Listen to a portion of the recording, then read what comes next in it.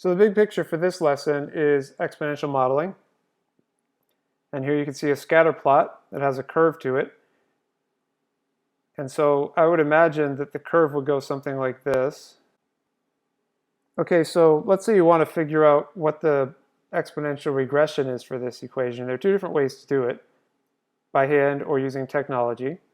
So by hand, you have to figure out where are 2 points that lie on this graph. Let's say that this is 1, 1 here. And then let's find another point that looks like it's close to a graphing grid point right here. That's 1, 2, 3, 4, 5, 6, 7, 7. And then 1, 2, 3, 4, 5 up. So then what I can do is I can make two equations out of this. Y equals ab to the x. Remember, that's our model. So we need to solve for a and b. We know the y and the x values for two coordinates. So the first point is 1 equals ab to the 1 power. And then the second point is 5 equals ab to the 7th power. So then what you can do is you can solve using substitution. I'm going to take this first equation and then divide by b on both sides. So that makes 1 over b equals a. And then we're going to substitute that in there. So it's 5 equals 1 over b times b to the 7th. 5 equals, now 1 over b times b to the 7th is b to the 6th. So I can take the 6th root of 5, and that equals b. So whatever decimal that is.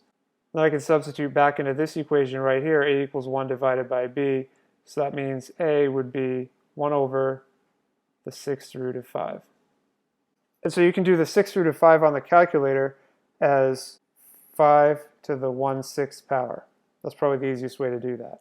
And that is 1.31 when you round it off. So that means my model is going to be right up here. Y equals, this is my b. I'm going to solve for a.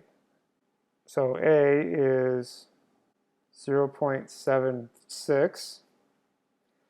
So y equals 0.76 times 1.31 to the x power.